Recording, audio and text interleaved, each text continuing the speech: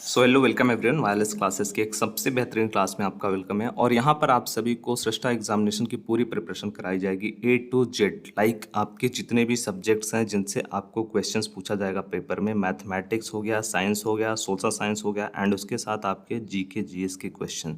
ठीक है, तो ये भी आपको पूरा का पूरा जो है टॉपिक वाइज, और जो केवल इंपॉर्टेंट क्वेश्चन है, जो सबसे इंपॉर्टेंट क्वेश्चन है, जो मोस्ट इंपॉर्टेंट क्वेश्चन हैं, ठीक है, 15 से 20 क्वेश्चंस हर टॉपिक के मैं आपको हर चैप्टर के प्रोवाइड करने वाला हूँ यहाँ पे।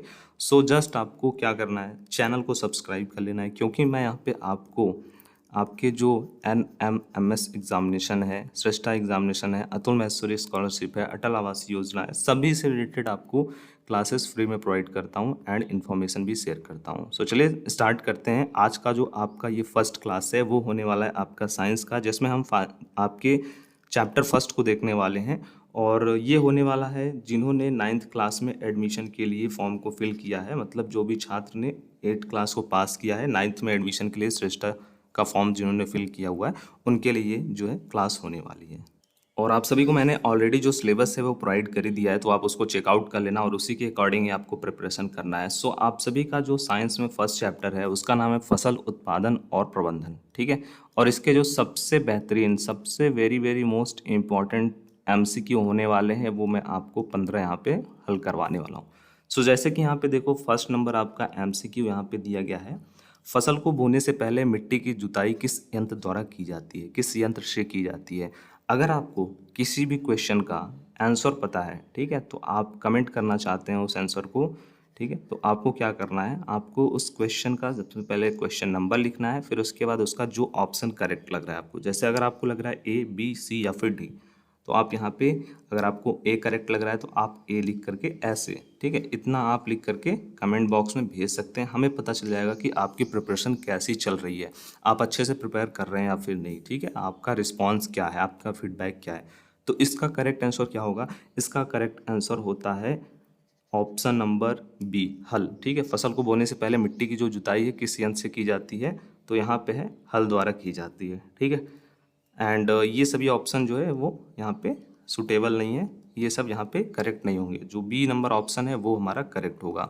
एंड ग्रुप में जुड़ जाइएगा, लिंक आपको डिस्क्रिप्शन बॉक्स में मिल जाएगा, जहाँ पे सभी प्रकार की क्लास से रिलेटेड डिटेल्स आपको मिलेंगे। सेकंड क्वेश्चन यहाँ पे दिया गया है, ऐसी फसलें जो गर्मियों में उगाई जाती हैं उन्हें क्या कहा जाता है, उन्हें हम लोग क्या कहते हैं?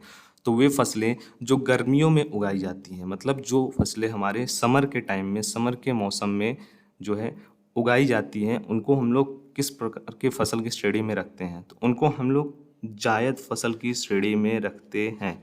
ठीक है, तो यहाँ पे देखो, रबी की फसलें होती हैं, खरीफ की फसलें होती हैं, मौसमी फसलें होती हैं एंड जायद फसलें होती हैं।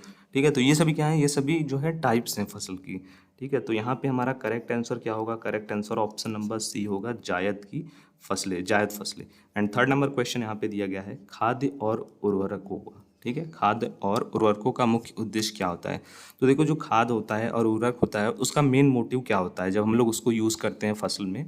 तो कीड़ों को मारना, मिट्टी को मुलायम बनाना, पौधों की वृद्धि बढ़ाना, या फिर जल संरक्षण करना। तो सबसे जो मोस्ट यहाँ पे सुटेबल आंसर है वो है पौधों की वृद्धि करना।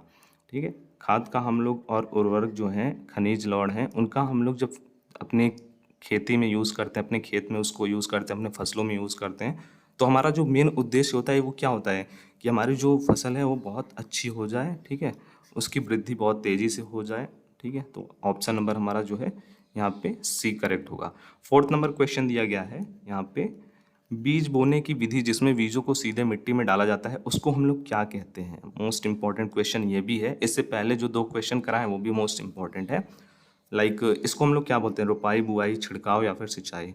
तो इसको हम लोग बोलते हैं बुआई। ठीक है, ऑप्शन नंबर बी हमारा करेक्ट आंसर होगा। एंड आप सभी अटेम्प्ट करते रहिएगा जिन क्वेश्चन का आपको आंसर आता है। फिफ्थ नंबर क्वेश्चन यहाँ पे दिया गया है, सिंचाई के लिए परंपरागत स्रोत कौन सा है? तो सिंचाई के लिए जो परंपरागत स्रोत है वो है तालाब और कुएं। ठीक है, तो यहाँ पे देखो क्वेश्चन में क्या पूछा गया है उसको भी आप देखते रहिएगा। ठीक है, क्वेश्चन में आपसे पूछा गया है परंपरागत स्रोत। ठीक है, मतलब जो पहले से जो चीज़ें चली आ रही हैं वो आपसे पूछा जा रहा है। अभी और जो ऑप्शंस आपको देखने को मिल रहे हैं वो सब तो आपके न्यू हैं, न्यू जनरेशन के हैं, जैसे आपके पंप हो गए, ट्यूबवेल हो गए, एंड ये सभी चीज़ें हैं, ये सब तो ये नहीं है, मतलब कि ये सब न्यू जनरेशन में आया हुआ है। बट जो पहले के टाइम में यूज़ हम लोग करते थे मेनली वो क्या था, तालाब और कुएं थी। ठीक है, 6 नंबर क्वेश्चन यहाँ पे दिया गया है, थ्रेशर और हार्वेस्टर का उपयोग किस कार्य के लिए किया जाता है। थ्रेशर एंड हार्वेस्टर आपने देखा हुआ या फिर नहीं। ठीक है, तो इसका आपको आंसर कमेंट बॉक्स में ड्रॉप करना है। सभी छात्रों को इसका आंसर कमेंट बॉक्स में ड्रॉप करना है। मैं चेक करूँगा कि आप सभी कितने आंसर्स जो है करेक्ट कर रहे हैं, आपकी प्रिपरेशन कैसी हो रही है। ठीक है, थ्रेशर और हार्वेस्टर का प्रयोग किस कार्य के लिए किया जाता है। खाद डालने के लिए किया जाता है, कीटनाशक छिड़कने के लिए किया जाता है, कटाई और गहाई के लिए किया जाता है, या फिर सिंचाई के लिए किया जाता है। ठीक है, कौन सा ऑप्शन करेक्ट है वो आपको बताना है कमेंट बॉक्स में। नेक्स्ट क्वेश्चन की तरफ चलते हैं। यहाँ पे हम लोग 7 नंबर क्वेश्चन दिया गया है, नमी की अधिकता से बीज में क्या क्या समस्या आ जाती है। ठीक है, तो यहाँ पे देखिए आपसे पूछा गया है कि अगर किसी भी फसल में नमी की अधिकता है, बहुत ज़्यादा पानी है उसमें, तो बीज में क्या क्या प्रॉब्लम आती है। ठीक है, तो देखो यहाँ पे जो करेक्ट आंसर होगा वो होगा बीज अंकुरित हो जाता है। जैसे इसका एग्जांपल देख लो आप जो है चना, ठीक है, चना आप लोग क्या करते हो, चने को आप लोग भिगाते हो। ठीक है, तो उसमें क्या होता है, 2 दिन 3 दिन आपने चने को किसी मतलब पानी में आपने रख के छोड़ दिया, तो देखो उसको आप तो वहाँ पे वो अंकुरित होना स्टार्ट हो जाता है। ठीक है, तो ये आपका लाइफ टाइम एग्जाम्पल है। तो इसका करेक्ट आंसर होगा ऑप्शन नंबर बी। ठीक है, नेक्स्ट क्वेश्चन यहाँ पे दिया गया है 8 नंबर क्वेश्चन, अधिक उपज के लिए कौन सा बीज बेहतर होता है। तो देखो अधिक उपज के लिए हम लोग जो है, जो वेरीफाइड बीज हैं, जो प्रमाणित बीज हैं, उनका ही हम लोगों को यूज़ करना चाहिए। पुरानी बीज, सड़ी बीज या फिर बिना जांचा बीज का हमको यूज़ नहीं करना चाहिए। हमें यूज़ करना चाहिए प्रमाणित बीज का। ठीक है, ऑप्शन नंबर हमारा सी इसमें करेक्ट होगा। एंड नेक्स्ट क्वेश्चन यहाँ पे 9 नंबर दिया गया है, कृषि में जल का संरक्षण जो है किस प्रक्रिया के द्वारा किया जा सकता है। संरक्षण मतलब बचाव, ठीक है, उसकी रक्षा करना। तो टपक सिंचाई, गहरी जुताई, पराली जलाना या फिर अधिक छिड़काव।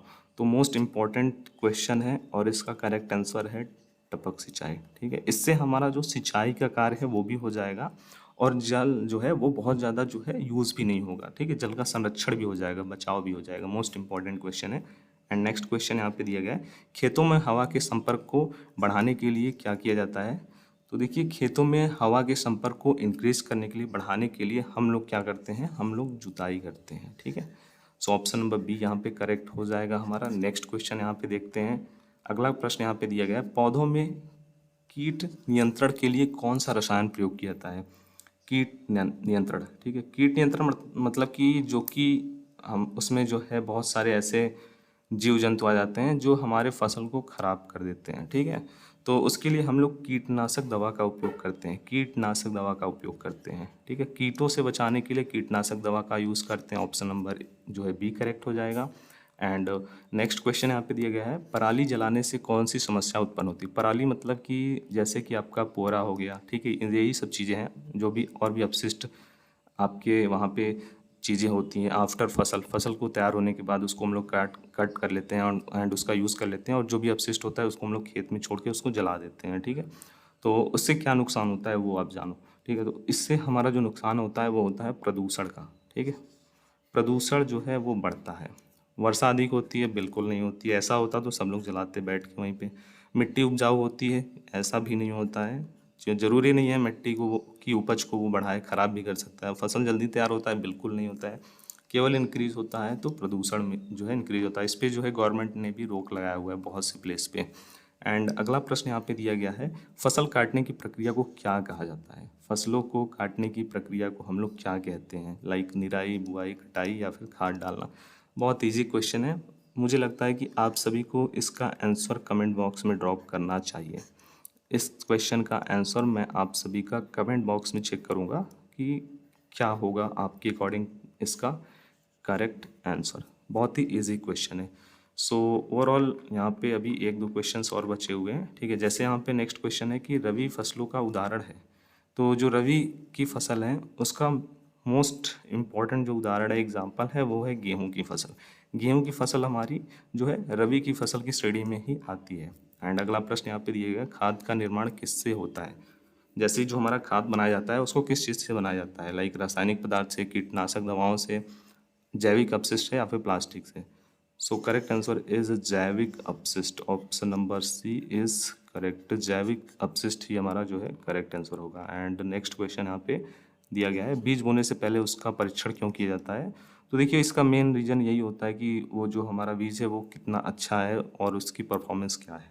ठीक है, तो ऑप्शन नंबर बी जैसे दिया गया ना, अंकुरण की क्षमता देखने के लिए, लाइक वो कितना अच्छा है और वो कितना अधिक पैदावार करके दे सकता है। ठीक है, फसल को बहुत अच्छा बना सकता है फिर नहीं। एंड अगला प्रश्न यहाँ पे दिया गया है जो कि खरपतवार क्या होते हैं? तो वही अपशिष्ट पदार्थ होते हैं, लाइक जो अनचाहे पौधे होते हैं। लाइक हमने उसमें जो है मान लो हमने क्या किया है कि हमने गेहूं की खेती की है एंड उसके गेहूं की खेत में बहुत से अदर पौधे भी जम गए हैं, तो वो क्या आएंगे, वो ये खरपतवार की श्रेणी में आ जाते हैं। तो ये हो गया हमारा अनचाहे पौधे।